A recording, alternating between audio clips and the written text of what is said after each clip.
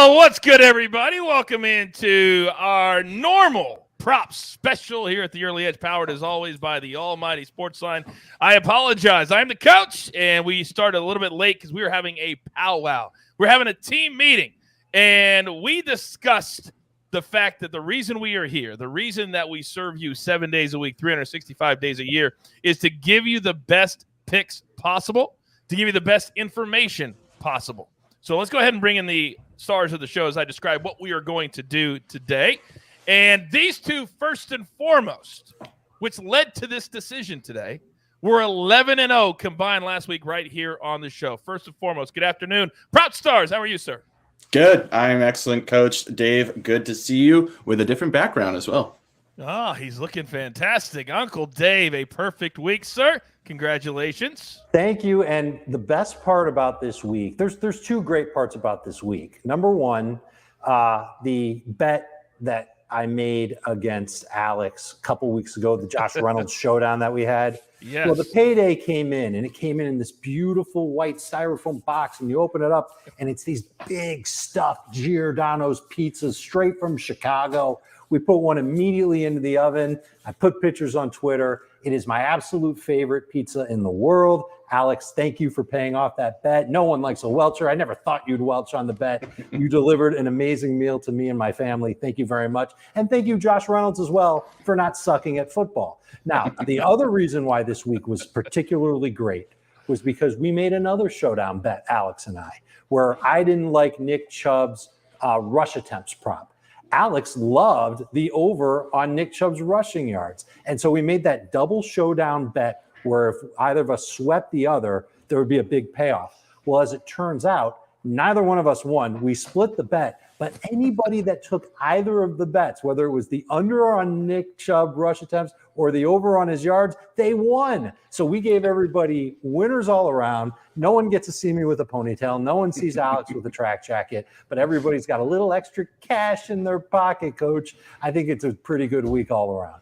And that will be our entire show, ladies and gentlemen. Welcome. I'm just kidding. Actually, there will be no picks on the show today. And before you go, Coach, I took the time out of my day to come here, normal 2 o'clock start.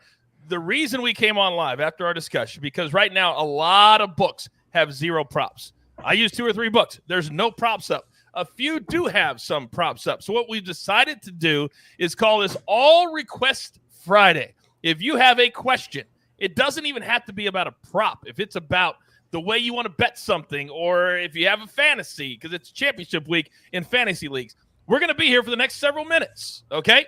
But our real prop show, we're moving it to Twitter Spaces. Very easy. Follow us at SportsLine, Sunday morning, 11 a.m.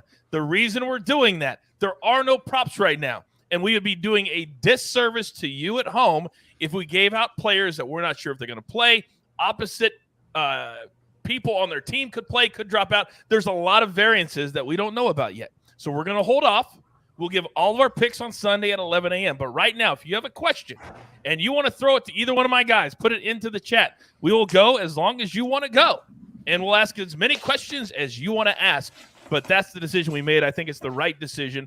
Because right now, Alex, when you look at the lab, how difficult is it right now based off of COVID and injuries?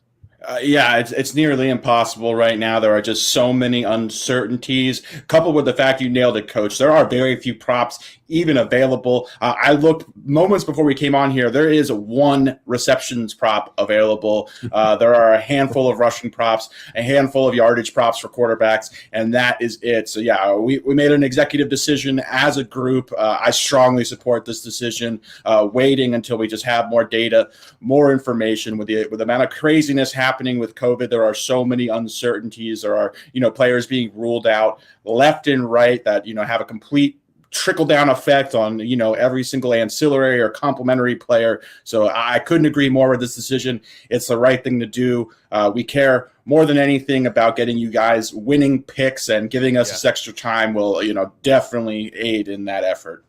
And a lot of people are going to ask you, Dave, as I come to you, when you look at maybe the most uncertain time we've ever had in the NFL, certainly from a betting perspective, what do you think is the biggest thing that we have to look at as far as props are concerned because of the atmosphere that we're dealing with so much uncertainty.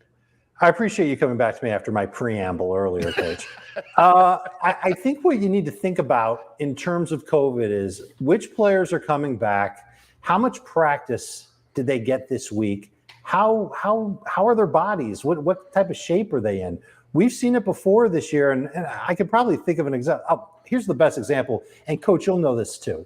Tyreek Hill came off the COVID list, I think Saturday before the Chiefs game last week. So he didn't practice with the team. We don't know how bad he was dealing with COVID, if he was dealing with COVID at all, but he comes back in and he's definitely not the guy putting up numbers that we're used to seeing. Instead, it was Byron Pringle going crazy for Kansas City. So the first thing that I would look for is when a player comes off the COVID list, how long has he been off of it? Did he get in a couple of practices? I'm a little encouraged by somebody like Tyler Huntley or Taysom Hill. Those guys got the chance to practice with their teams versus Carson Wentz, who hasn't been with the team all week. If he's activated before the game, I bet you he hands off a lot and doesn't throw too much. I know these guys are professional athletes, but they need to practice too. And then the other thing that you need to look out for are who on the offensive line is healthy and not healthy. I know that there's excitement over Dare Ogunbowale taking over the run game for Jacksonville, but he might be without 3 of his starting offensive linemen against the New England Patriots. I don't care if he gets 25 touches. I don't want him because that offensive line was already bad to begin with. Now his players are either going to be very limited and we don't know what their health is coming off the COVID list, or they're not going to be there at all, and it's going to be backups behind them. Same thing with the Broncos and their pass rush. I don't know how good that's going to be this week. Going up against Justin Herbert and the Chargers, that seems like a nightmare situation. That is how COVID really impacts all of these games, and what people who are going to place their money on need to really think about before they go and do it. Great advice. And to back up what you just said, last week, I don't know if people noticed, on the Washington-Dallas broadcast, they were showing Taylor Heinicke, and they said that he told them that he was getting winded just carrying laundry across the living room to put it onto the couch to fold it. You guys remember when they told that story? And then went out and laid an absolute egg. He couldn't even catch his breath carrying and so we don't know how every person is being affected. Every player is being affected by COVID. It's different for everybody. But Dave, to your point, I think a lot of the reason Tyreek wasn't even on the field was because of the cardio. It was because of not being able to practice. He's a high level, high variance, and a highly quick player that needs a lot of cardio. He's got to be in shape. And a lot of these players are not. Alex, let me come to you. Ronald Jones, that's a prop that is up, according to the chat. Over 66.5 rushing yards at DraftKings. Yeah, I do like this quite a bit. Obviously, playing the Jets, arguably the worst rush defense in the NFL. They rank 32nd in DVOA, 32nd in rushing DVOA as well. We saw the Bucs feel comfortable with Rojo. Got double-digit carries last week.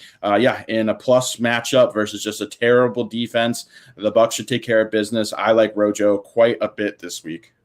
All right. Eric in the chat. Dave, I'm going to come to you. A.J. Brown over 71.5. What's that?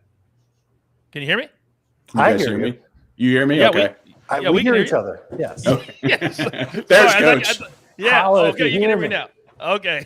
All right. Eric in the chat. A.J. Brown over 71.5 receiving yards, minus 115. You can find this one currently at DraftKings.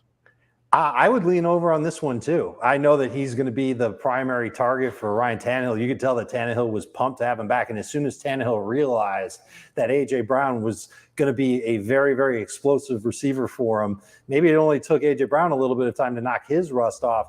Man, he was on fire last week. This Dolphins defense has been great, but they've really done it with their pass rush more than anything else in their defense. Just the fact that they're just way more aggressive with their pass rush, that makes all the difference in the world.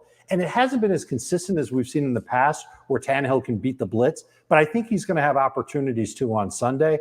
This is one where I think it's worth taking the chance on a high number like that. I saw this number at 69.5.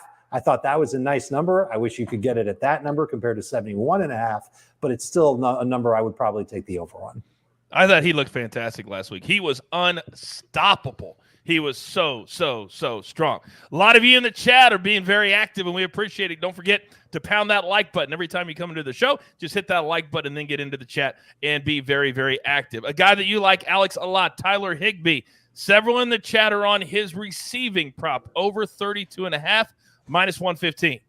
Yeah, I mean, it's hard not to after watching the Baltimore secondary last week against Cincinnati just absolutely get decimated, shredded by Joe Burrow to the tune of like a historically great passing day. So, yeah, I think pretty much any skill position player in the Rams is in play. So Higby at 30 yards, I do like. It was nice to see him the previous week be more involved in the offense as well. So, yeah, seeing kind of a bump in targets, and it's the plus matchup. The Ravens struggle defending tight ends, but yeah, with the amount of injuries in their secondary, as depleted as they are, I do like Higby at over 30 or 32.5 yards as well. All right, very good. Dave, let me come back to you. Kyler Murray, we were talking about on the mega preview on Tuesday with RJ and M Squared that he is appearing to be a little bit more healthy with those quick feet. His rushing prop is 30.5, minus 110. Talk to me. Definitely. I definitely would lean the over on that. I would probably play that up to about 37 or 38. We know that the Dallas pass rush is dangerous. Anytime you've got a quarterback like Kyler Murray facing a tough pass rush, there's the opportunity for them to escape that pass rush, whether they go to their left or to the right outside of the pocket, or through the offensive line, past the line of scrimmage and down the field. And even when they go to the left or right of the pocket, they can also change their mind about throwing and they start running. I don't think that's a lot of yards to ask for Kyler Murray. This is a must-win game. I guess it's not a must-win game for Arizona, but I know they want to start winning and get something right before they go into the playoffs. They've already clinched their playoff spot. I could see him getting around 45 to 55 yards in the game. I just wouldn't want to take it if that prop does go into the 40s. Okay. Alex? Yeah, so out of the props that were available, I actually liked this prop as much as almost any other prop. I had this one as a potential play. I was looking at this just to back up Dave's point. Dallas ranks first in passing DVOA. They are an excellent secondary. They shut down opposing passing games. I feel like without Nuke Hopkins, potentially without Rondale Moore, James Conner's also questionable. This is just a spot I feel like where Kyler Murray could have to rely on his legs. He's also been rushing a lot more recently, 197 yards over the past 4 games for an average around 50 per. So, yeah, I think this game's going to be high scoring. I think Kyler's going to rely on his legs to generate some first downs in offense for Arizona. At 30.5 yards, I think it's a great play. Oh, I like it when you find one on a Friday. We're not doing picks today, but yet you find one you really like. I would lean into that one if you have the ability to play it today. Let me come back to you, Dave. Devante Freeman. We don't do a ton of rush attempt props, but sometimes it makes sense. This one's just pretty high, under 13.5, minus 140 at DraftKings. Love it. Absolutely love that under. Don't know what they're thinking putting it at 13.5. Do they really believe that the Ravens are going to keep it competitive with the Rams through 3.5 quarters, something like that, where Freeman can get that opportunity? Freeman's playing time is going down. We're seeing Latavius Murray take the field, and I know that that's not going to help anybody. And maybe the books are thinking, all right, well, Tyler Huntley needs someone to help alleviate some of the pressure. No, I think Tyler Huntley is going to get all the pressure put on him by his coaching staff. Let him go out there and make plays. Don't lean on the 30-plus-year-old running backs that are working behind him. Freeman might be good for a touchdown, but that's really about it. Expecting him to get 14 carries. I think he has single-digit carries in each of his last 2 games. I think the number is 6. So he doesn't even have 14 carries in his last 2 games combined. Don't quote me on that. I can double-check that on my computer, but I really think that they're trying to they're going to find themselves in a situation where they're not going to be able to run the ball that much. And even if they did, I don't think Freeman's getting every carry. I think they're starting to use Latavius a little bit more, and we know that they're going to use the quarterbacks in the run game. Yeah, and I know, Alex, that you're on the yardage, or you've been looking at the yardage prop for Foreman as well, correct? For Dante Foreman, actually. Foreman. Sorry. Okay. Sorry. Yeah. I have an opinion on Freeman, though, if I could touch on that really quickly. Yeah, of course, I think 14 carries is a ton of carries for him. When there's positive game script and you have like pretty much everything you're looking for the Ravens to rush the ball, playing the Rams in a game where you expect them to be trailing. Dave mentioned Latavius Murray has been involved a lot more in the offense lately. We're also seeing these guys they're old. They do not have a lot of juice left in the tank. Freeman had some time where he was productive, but to me, he's just kind of running out of gas. This is very big number. I would absolutely play the under here. There are so many different ways that this can go under. So when we look at plays that are overly juiced, the exceptions that I will make at this stage are only for unders, and this would be a great example of them because there are just so many different outs, as I like to call them, for this play to stay under. And I hope for those of you who are brand new to the brand and to the show, you really listen to what Alex just said right there. You've got to understand not only game script, but understand there's so many different ways for it not to go over, and all those ways help it to go under. So it's very, very important to pay attention to somebody you really trust and that knows, and these two guys absolutely know. Dallas Goddard, over 54.5, minus 115. Dave. I took a peek at that one. I don't have a lean. I know that the track record for Goddard has been, especially lately, very up and down with Jalen Hurts.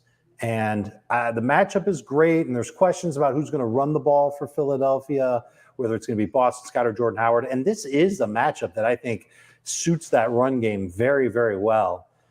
I don't know if this is going to be a matchup where Goddard catches 4 or 5 passes. If he catches 4 or 5 passes, he should be able to get over. I just don't know if he's going to have that type of opportunity. I'm staying away. Okay, very good. Alex, let me come back to you. Several people in the chat like the Jeff Swaim longest reception under 10.5 yards, minus 110. Yeah, that makes sense to me, just considering his depth of target, role in the offense. There's a chance he's not even targeted. So yeah, I think that is fine. I will just kind of caution you that some of these props, when they're dealing with low numbers, kind of are subject to a lot of kind of volatility. But yeah, I would lean under on that. I think it's pretty solid. Okay. Dave, let me come back to you. Zach Wilson. He's home, but he's taking on a very, very good defense in the Tampa Bay Buccaneers. His passing number is 211.5. I think the under is minus 110. I think I saw this number earlier today at like 204 or something like that. So it's going up. Okay. I think I'd lean toward the under. I know right now there are 2 cornerbacks for the Bucs that are on the COVID list. If they didn't practice today, I think that would actually help the Jets. If they didn't play, it's Jamel Dean, it's Sean Murphy-Bunting. But I don't know who he's throwing to here. Elijah Moore's not expected back. The rest of this receiving core is extremely underwhelming, and he was making plays last week with his legs. If I was going to take a side on it, it would be the under for sure. I don't have a case to take the over, but I don't feel like it's a slam dunk, you got to do it type thing. I wouldn't recommend it on the show. But if you've got conviction on it, under is the way to go.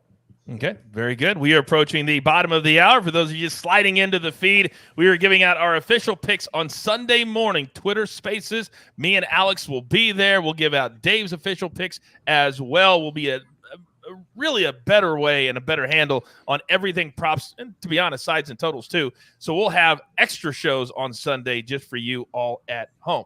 All right, last week. Yeah, Alex, go ahead. I was just going to say too, Coach, just to tell the people, if you guys haven't tried Twitter Spaces, it is so much fun. Coach and I did a show last week. You guys can all tune in and even interact and speak with us. It's a ton of fun. So yeah, I'm really looking forward to this. We will answer some of your questions live if you have them. And yeah, if you haven't tried Twitter Spaces yet, highly recommend you checking us out on Sunday.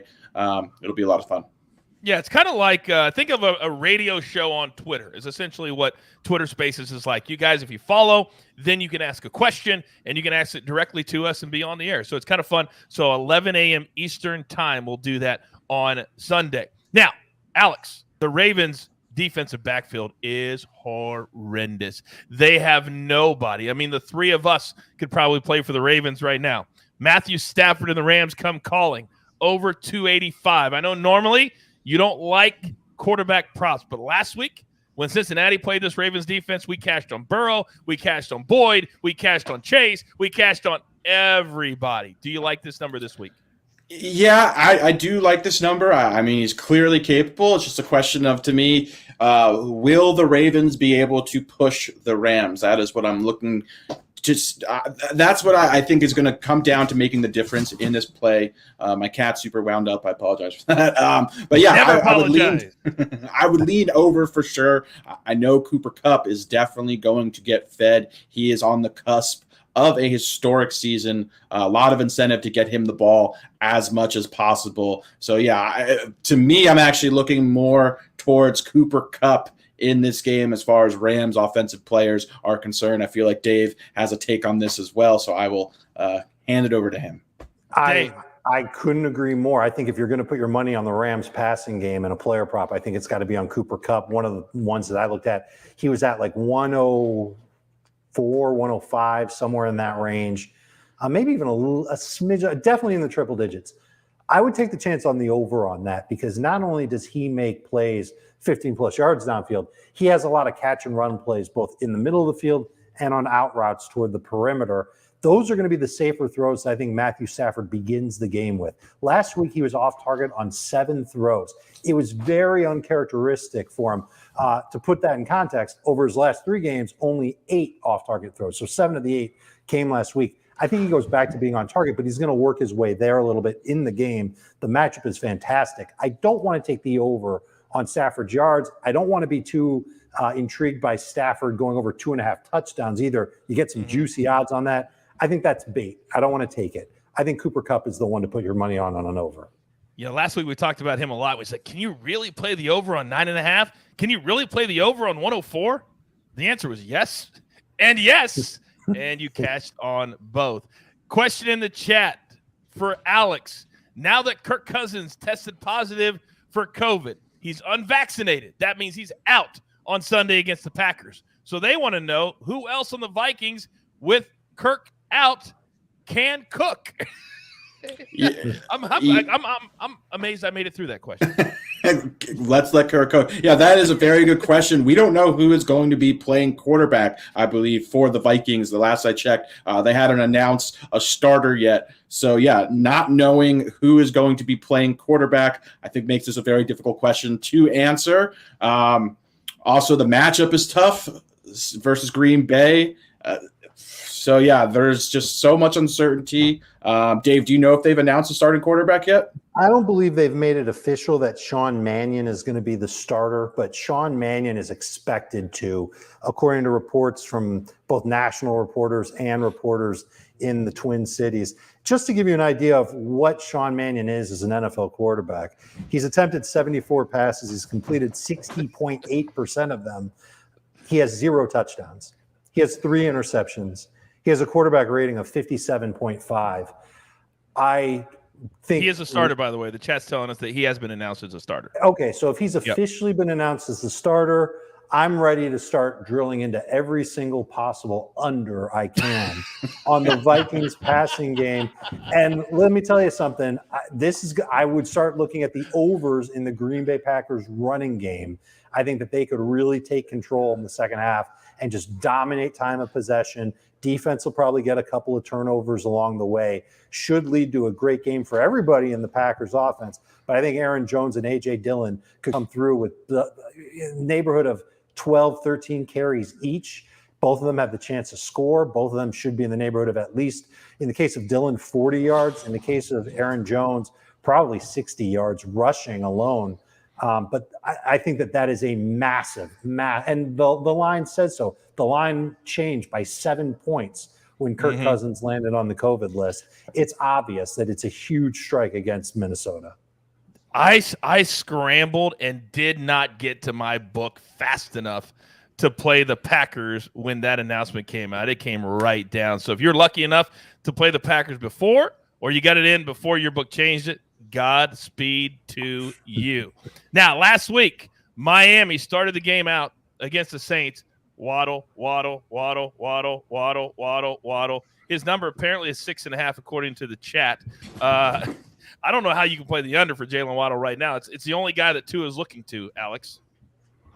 Yeah, I would agree there. I do think that is a large number. I think his yards are also high, around 69.5. I do understand, though, wanting to back him after seeing that, especially that was the first time we've seen with Devante Parker on the field as well. He got absolutely spammed with targets. Devante Parker had 0 targets. I think he had at least 4 or 5 targets in every single game played this season, or dating back even a year or two. So, yeah, that was a pretty interesting target distribution. I'm not sure it'll be that overwhelmingly in Waddle's favor once again. I do think this is a high number for him. But, yeah, I'm not interested in playing the under. However, I do think this line is somewhat inflated at 6.5 at 70 yards. So I'm personally staying away from it.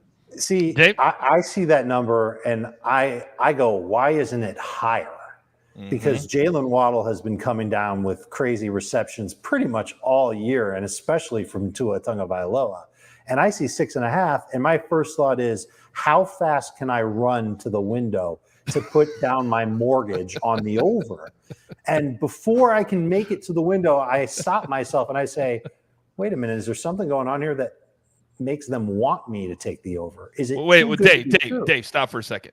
We all know you don't run, okay? Stop it with running. But I'm wearing a track jacket, Coach.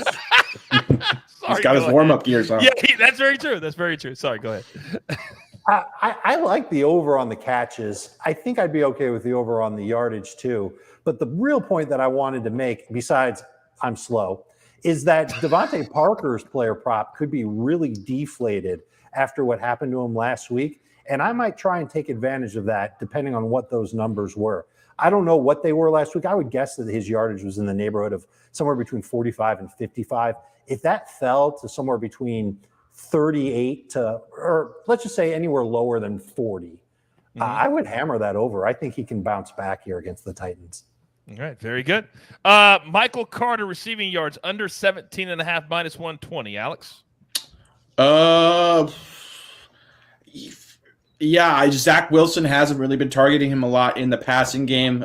We did see middle of the season he was getting a lot of receiving work. That was obviously with a different quarterback. But yeah, with Zach Wilson under center, I don't necessarily like that. The number is low enough, though, where against a very stout Bucs team, he could get some receiving work if they do shut down the run. So I'd personally stay away. I do think running back receiving props typically are subject to a lot of variance. So I'd personally stay away from this prop. The under, even though it does seem enticing, he could get this on one catch. So yeah, I'm personally staying away. Okay. I think I've gotten to every single. All right, one more. I believe it's Devante Parker they're asking about. His number 47.5. See, I wish that it were a little bit lower. That tells me that the books aren't being fooled by what happened last week. I think I'd probably stay away from that one. Okay. I think so too. All right. It was at 50-25 last week. Okay, there you go. So we got to every single – I'll be honest with you. I thought we were going to come on for 5 minutes and we'd be out of here. But this was a lot of fun. We did over 30 minutes. We got to every single question you guys had in the chat. Let me emphasize, we will be back for our official props show. This one we'll do it Sunday morning, 11 a.m. on Twitter Spaces. How do you find us? Follow SportsLine. Turn on those notifications at Twitter. And right when we start, we'll send out an invitation. You hit it. It's just like listening to a radio show on your phone or tablet or computer or whatever you're going to do. It's a ton of fun. And we're going to be doing it a lot in 2022. One more just came through before we get out of here. Jalen Hurts over 207.5 passing yards. DraftKings minus 116. Anybody want to take this one? I'll take it. He's been under that, I believe, in 5 of his last 6 games. It might even be more than that. And I think the only game he was over was against Washington the first time. I think I feel pretty good about taking the under again here. I think Philly can get away with this win by running the football a lot. Jordan Howard's questionable for the game. I don't know how good Jordan Howard's going to be for fantasy. I don't know which running back in Philadelphia is going to be great for fantasy. But collectively, they should shoulder the load for Philadelphia, and it could mean a big downturn in pass attempts for Jalen Hurts. All right, very good. All right, we're going to end it right there. How I want to end this show, however, instead of saying what you're most looking forward to, give your best advice to bettors at home who love props over the course of the next 2 days. This is unprecedented, everybody. This is unprecedented, the times we are living in sports betting, specifically in the props market. So kind of give your best advice in 30 or 45 seconds. Dave, I'll let you start. I would say before you make your bet, give it a little bit of time. Find the ones that you like. Be selective. That's good advice no matter what the state of the world is. But then in this case, just wait until the last possible moment to make your bet so that you've got all the information that's out there, even if that means Sunday at 12:30 p.m. Eastern time. Mm-hmm. Alex. Yeah, with the unprecedented amount of people that are being ruled out due to COVID, active or inactive, it really pays to wait until you have as much information as possible, as much lineup clarity as possible. That's how I've been betting NBA. I'm going to take a similar approach with the NFL. I'm personally going to wait down to the last minute till I know who's active, who's inactive, and just being patient.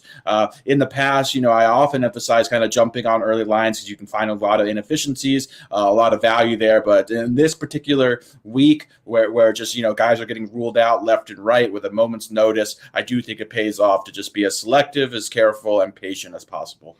All right, great advice from the both of you. And the final thing, Alex, what time does your article come out this weekend? My article will come out tomorrow usually between 10 a.m. and noon Eastern.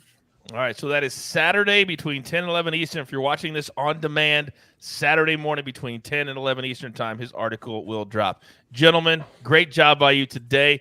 Thank you to everybody in the chat for rolling with us and understanding that this was the smartest play to make. Dave will take care of your props, I promise you, with all the care of a little baby boy. All right, on Sunday morning, while you're doing your fantasy thing, me and Alex will handle this prop stuff over on Twitter Spaces.